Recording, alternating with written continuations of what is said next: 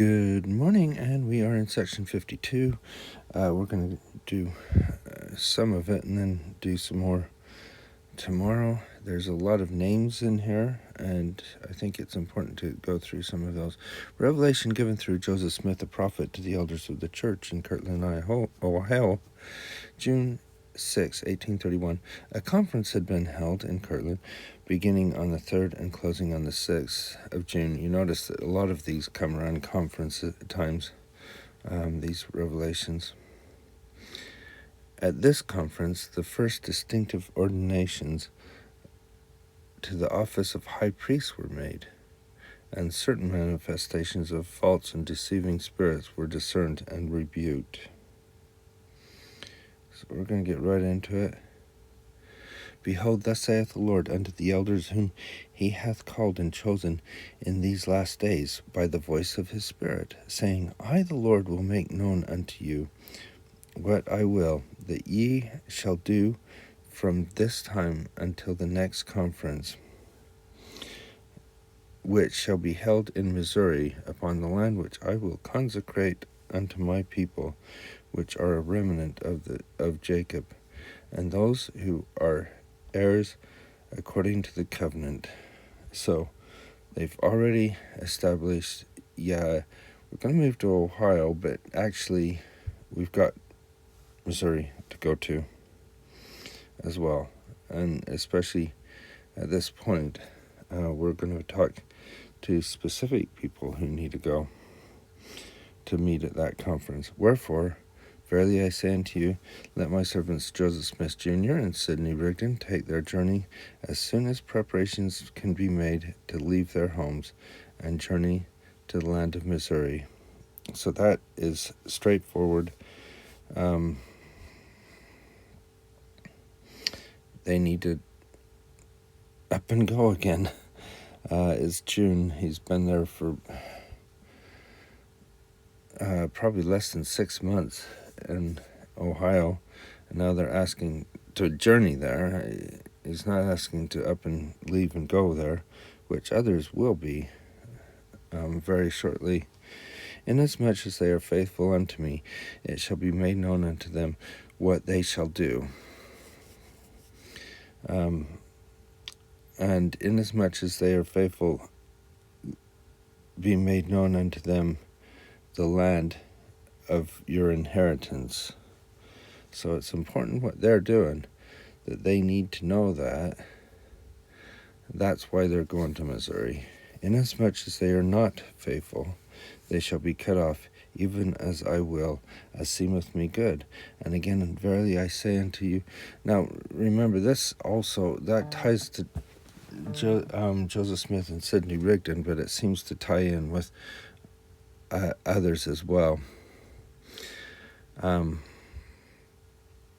Verily I say unto you, let my servant Lyman Wright and my servant John Carrill take their journey speedily.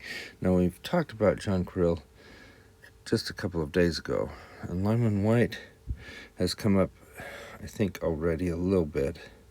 But I just put in a little bit about Lyman White. There's a few more things later on in the Doctrine and Covenants, so we'll probably cover him more then. But I just put in stuff till up through some of Missouri. In November 1830, he was baptized into the church. He was about 10 years older than Joseph Smith. Probably about 8 years older, actually. He was ordained an elder during the 1831 and 1832. He's ordained an elder, probably in November. During 1831-32, he served missions to Missouri, Ohio, and Virginia. So he's doing a lot of work in that time. The following year, he helped recruit volunteers for and participated in the Camp of Israel expedition, going to Missouri. So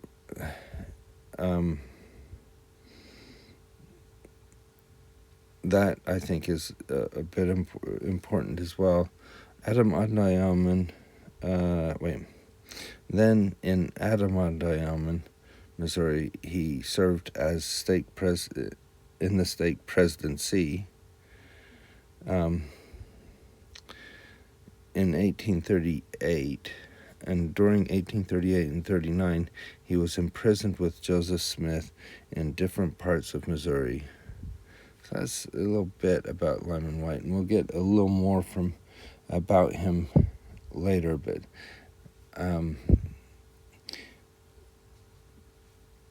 he at this point is very faithful, and it seems to be very faithful to Joseph Smith in a lot of the things that he does. And so he serves that way. And just to remind you of John Carell in section 50,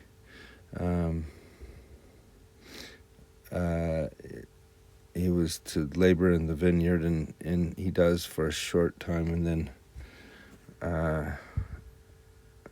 falls away.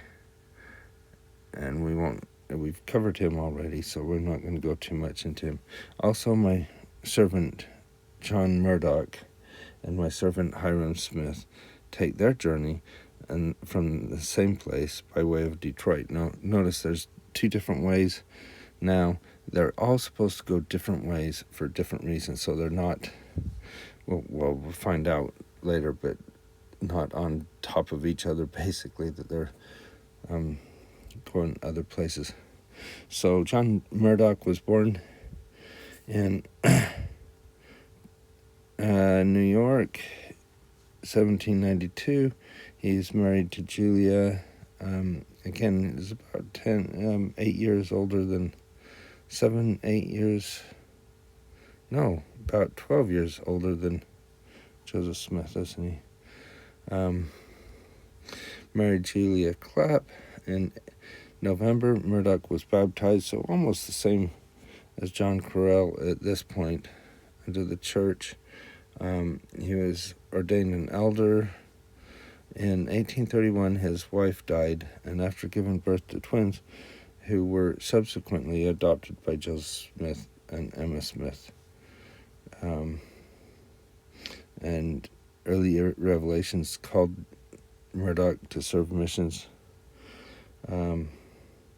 He served various missions, including Missouri, Ohio, Virginia, and the eastern United States between 1831 and 1833, Vermont and New York in 1835, and Australia between 1851 and 1853. So he just became a missionary after that. He's one of those really faithful people that just is doing the work and doesn't look for glory or anything. He just looks for the kingdom of God. Let them journey from thence, preaching the word by the way, saying none other things than that which the prophets and apostles have written, and that which is taught them by the Comforter through the prayer of faith. Let them go 2 by 2, and thus let them preach by the way in every congregation, baptizing by water and laying on of hands by the water's side. For thus saith the Lord, I will cut my work short in righteousness, for the days come that I will send forth judgment unto victory. And let my servant Lyman Wight beware, for Satan desireth to sift him as chaff. Interesting, that just one little line there. And behold, he that is faithful shall be ruler over many things. And again I give unto you a pattern in all things, that ye may not be deceived. For Satan is abroad in the land, and he goeth forth deceiving the nations. Now I think this is interesting. He just said, about lemon white to beware, and now he's given it as general a pattern which can be used in all things. Wherefore, he that prayeth, whose spirit is contrite, the same is accepted of me, if he obey mine ordinances. So we've got having a contrite spirit, praying, and obeying the ordinances. He that speaketh, whose spirit is contrite, whose language is meek, and edifieth, the same is of God, if he obey mine ordinances. Again, the ordinances and speaking rather than praying, but having a contrite spirit again. And again, he that trembleth under my power shall be made strong, and he shall bring forth fruits of praise and wisdom, according to revelations and truths which I have given you. And again, he that is overcome and bringeth not forth fruits, even according to the pattern, is not of me. So we're looking at the fruits of the Spirit. Wherefore, by this pattern ye shall know the spirits in all cases under the whole heavens, and the days have come according to men's faith, it shall be done unto them. Behold, this commandment is given unto all the elders whom I have chosen. So it's important to see that this pattern is lived, that they have that commandment to go and preach the gospel as given by the prophets and apostles. And I hope what we can do is look at this pattern in our own lives. Are we having a contrite spirit in all that we do? I hope we are. And I hope you have a wonderful day and are able to follow this pattern in your own life. And we'll see you tomorrow.